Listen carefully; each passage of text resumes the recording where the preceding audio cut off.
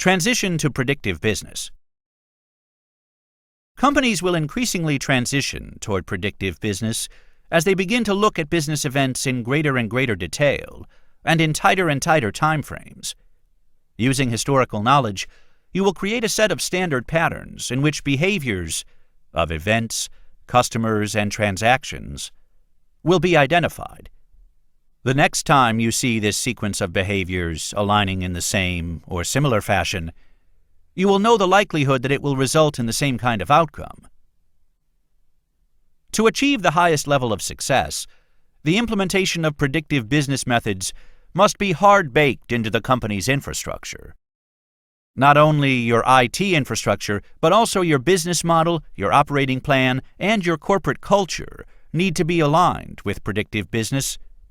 For senior managers, this means embracing predictive business techniques and demonstrating their commitment to this new approach, even if it also means relinquishing the role of the business sage whose gut feelings lead to good decisions. I realized that not so long ago, when the world was running at a slower pace, really smart business people could put discrete business events together, say, aha, and then make the necessary business decisions. However, the accelerating pace and complexity of business make it extraordinarily difficult to have these aha moments. Increasingly, we rely upon technology to give us the information we need to make decisions. Today, I would estimate that about 30% of commercial business software incorporates presumptive scripting, invoking an automatic reaction when specific events occur. But over time, we will see a greater percentage of situations where the future is forecast by pattern recognition models. These models will take action instantly to keep us ahead of the event curve. It will mean that some decision-making will fall out of human hands, but people will design alternative pattern recognition scenarios within a given business model. Those models and their projected outcomes will be tested. Then, decision-makers will have an array of outcomes from which to select the most likely scenario in a given set of circumstances. No pain, no gain. A friend of mine remarked that leaders must need a great deal of vision to incorporate predictive business into operations. I replied that it isn't so much about vision as it is about relieving the pain of missed opportunities, unforeseen problems, and unanticipated expenses. Pain is a big motivator when it comes to revolutionizing the way we do business. One example arose when a prospective telco client told me, "We need to reduce our customer churn. How can this be fixed?" Another was when a very large consumer goods company approached me to ask, "How can we ensure that our products are on supermarket shelves whenever customers want to buy them?" Despite millions of dollars spent on technology, these companies' pain points were not being adequately addressed. The volumes of data they were collecting kept growing, but they did not have the technology to integrate the immediate capture of a complex event and a corresponding counter-tactic. The computing model was database-centric, which meant people needed to know everything up front, organize all that information, and somehow create a monstrous database to accommodate it. On top of this, businesses were required to use hardwired point-to-point connections between business applications. Then, if anything changed, which it inevitably did with increasing frequency, everything had to be redesigned, recoded, retested, and redeployed. Fortunately, technology has progressed since then. We are now in the age of process-centric computing, an age in which integrated systems share data. The resulting correlations between data and processes provide a more complete and contextual picture of situations. Businesses can adapt their way of doing things without interrupting operations. The right information flows to and through the enterprise to get wherever it needs to be, whenever it needs to be there.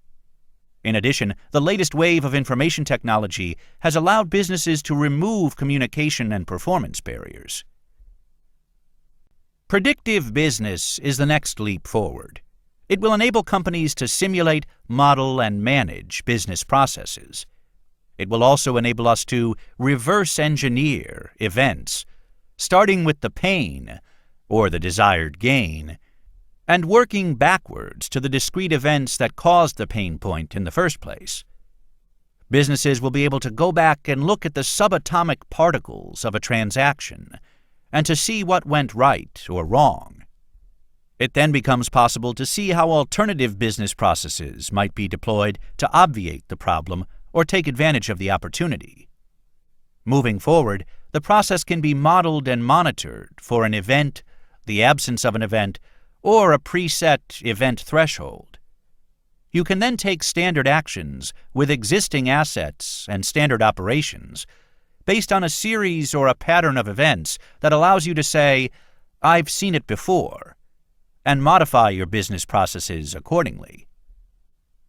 Likewise, companies are creating business dashboards that display key performance indicators, KPIs, to provide a warning that something is amiss or assure managers that there is no problem. These dashboards can alert the appropriate managers if performance trends suggest that contractual obligations, such as service level agreements, SLAs, may be missed.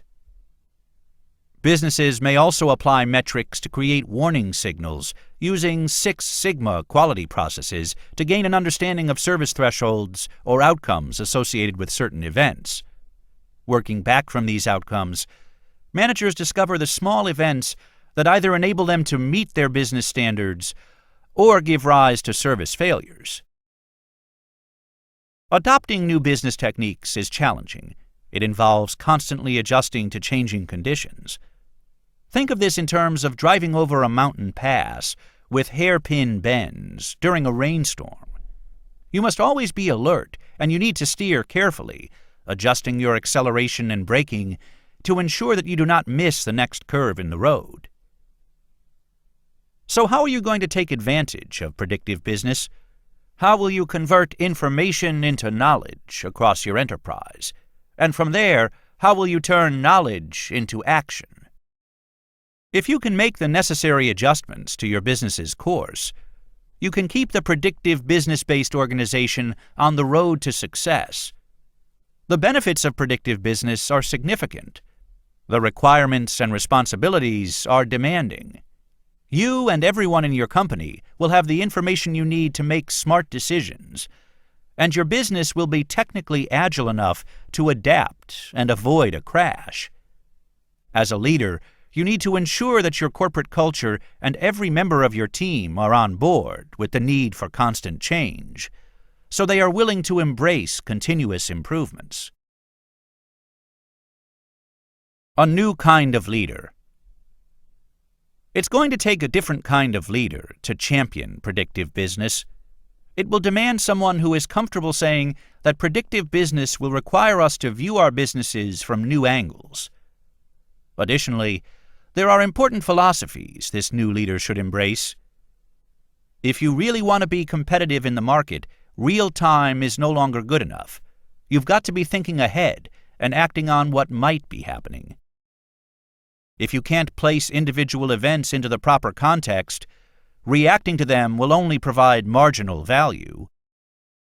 There are virtually endless possibilities on how you could use predictive business in your industry.